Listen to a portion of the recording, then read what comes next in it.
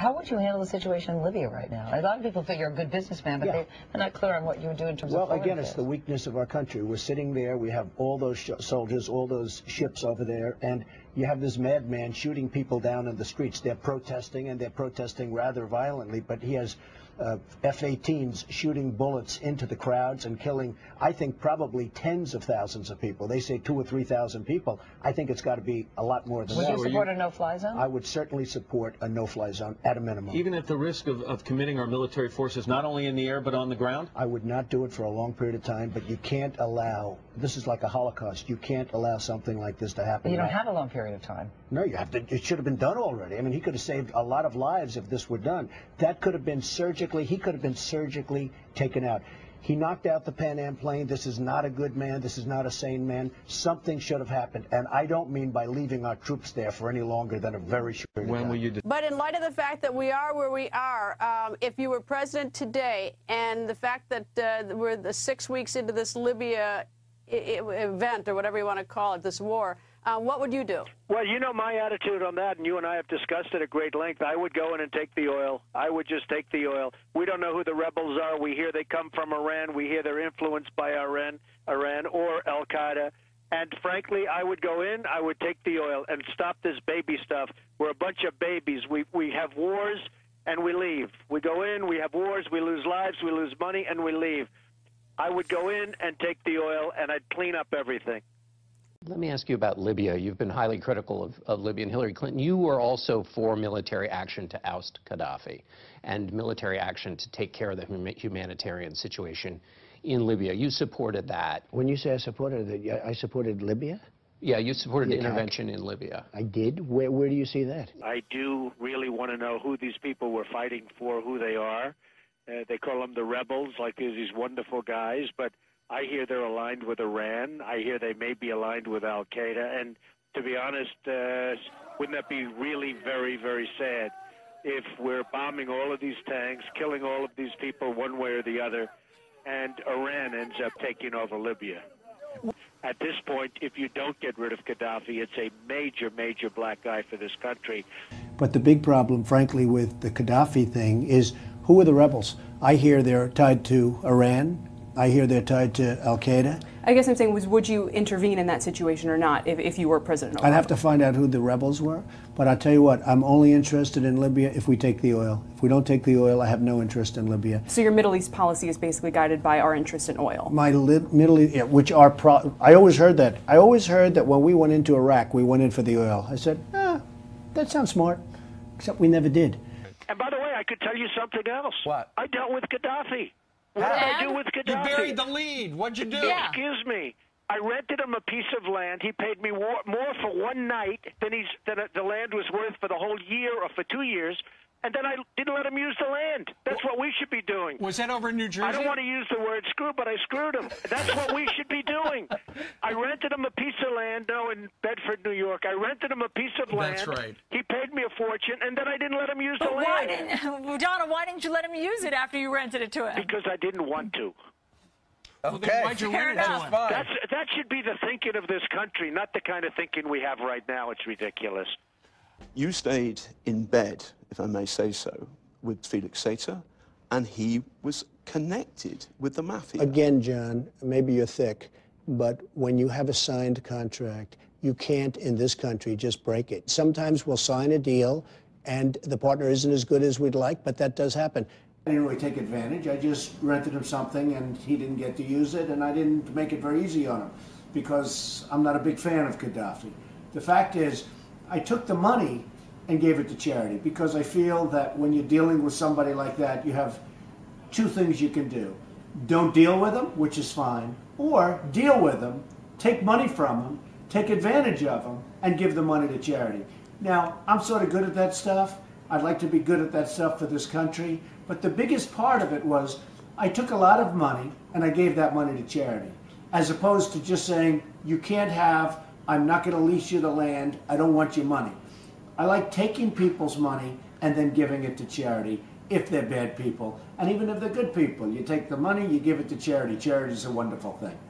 I'll tell you what, they have about 1,000 planes if you look at the Arab League and all the Gulf states. Two separately, they went up and told Sarkozy, if you can get the Americans involved, we're all for it. So how do you feel about the French being in charge of the operation? Well, I think it's amazing. I think the French, it's amazing. They are our new leaders. And, you know, France of all countries. Now, look, I love France. It's wonderful. But I never thought of them as one of the great military leaders, and now they're leading the United States. So it's just a total mess. He should have done it earlier. The Arab League should be paying for this. Right. You know, of all things, for the Arab League to say, go in, do it, we don't like this guy. By the way, we're not paying you. It's unbelievable. And what about the fact that we're not going after this guy that's been a menace for 40 years, Muammar Gaddafi? We're not targeting him. It's okay if he stays in power. That was the other thing. You know, they're shooting all the tomahawks, but please don't send one his way because you may hurt him. Isn't it rather unbelievable? And by the way, there's no way this comes out where he remains the leader, where the United States wins. In other words, we lose any scenario where he stays in power. He can negotiate some kind of a treaty. Any scenario where he stays in power, we're the losers. Of Libya? I never discussed that subject. I was in favor of Libya. We would be so much better off if Gaddafi were in charge right now. If these politicians went to the beach and didn't do a thing, and we had Saddam Hussein, and if we had Gaddafi in charge, instead of having terrorism all over the place, would be, at least they killed terrorists, all right? And I'm not saying they were good because they were bad. They were really bad. But we don't know what we're getting. You look at Libya right now. ISIS, as we speak, is taking over their oil. As we speak, it's a total mess. We would have been better off if the politicians took a day off instead of going into war. I can't believe what our country is doing. Gaddafi in Libya is killing thousands of people. Nobody knows how bad it is. And we're sitting around, we have soldiers all over the Middle East, and we're not bringing them in to stop this horrible carnage. And that's what it is. It's a carnage. You talk about all of the things that have happened in history. This could be one of the worst.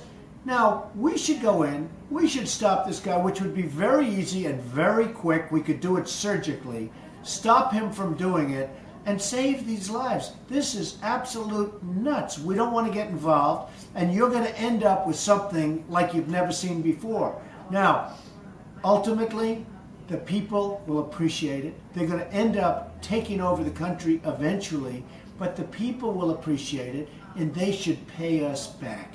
But we have to go in to save these lives. These people are being slaughtered like animals. It's horrible what's going on. It has to be stopped. We're making decisions like trade embargoes. What does this have to do with a trade embargo? He's killing people with machine guns in the streets. We should do, on a humanitarian basis, immediately go into Libya, knock this guy out very quickly, very surgically, very effectively, and save the lives. After it's all done, we go to the protesters who end up running the country. They're going to like us a lot better than they will if we don't do it. More importantly, we're going to save lives. And we should then say, by the way, from all of your oil, we want reimbursement. In Libya, everyone's looking for Gaddafi.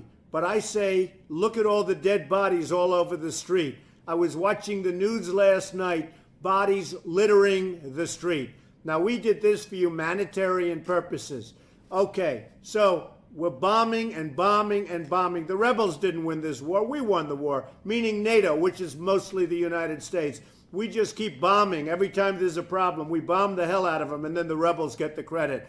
Why aren't we getting repaid? Why aren't we taking oil? Why aren't we doing what we should be doing from a common sense standpoint? We bombed the hell out of Gaddafi's people. The rebels practically walk in because there's nothing left. And then they're going to say, oh, we won our war, we won the war. They didn't win it. NATO won it, meaning the United States won it, if you call it a win. But I don't call it a win. We should take the oil. At least we should reimburse ourselves as a country for the billions of dollars that we spent to make it possible for the so-called rebels, nice glamorous term, to take over Libya. So we ought to get smart. We're a debtor nation. We're broke. We don't have money. And we're spending billions of dollars for rebels, okay? Rebels probably from Iran, if you want to know the real truth. So we got to get smart. We got to run this country right. We're not going to have a lot of other chances. And while we're at it, we got to get at least paid back. Now, I'd go further than that. I'd say we should get 50% of their oil, period. but at least we got to get paid back from the oil. So the reports are that we caught Gaddafi. Big deal. What do we get out of it? They have the oil. The rebels would have given us everything if we had some leader that knew how to negotiate. The rebels were being routed 4 months ago, absolutely routed by Gaddafi and his men. And you even see, even with all of our support and all of the support of NATO, which is essentially us, it was very hard to crack them. So here's what happens. We spend billions and billions and billions of dollars. We just absolutely blast the hell out of them. The rebels then go in, take over the place, and now if we ask for oil, they give us nothing. They'd say they're great rebels, they're great freedom fighters, we deserve nothing. If 4 months ago, when they were being routed and just beaten badly and ready to give up, if we would have said we want 50% of the oil, they would have said, absolutely, you have a deal, help us, please, you have a deal. What do we get? We get nothing. So we're spending money for Saudi Arabia. They're not reimbursing us.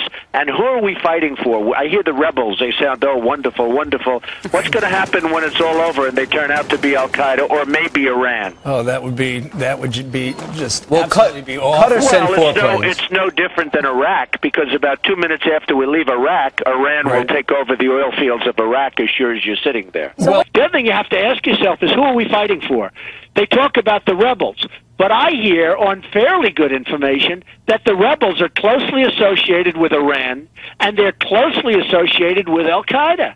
Now, so what are we going to do? Put Iran into Libya? What are we doing this for? And we're spending $1 billion and nobody's paying us back. Nobody's reimbursing us. And by the way, one final point.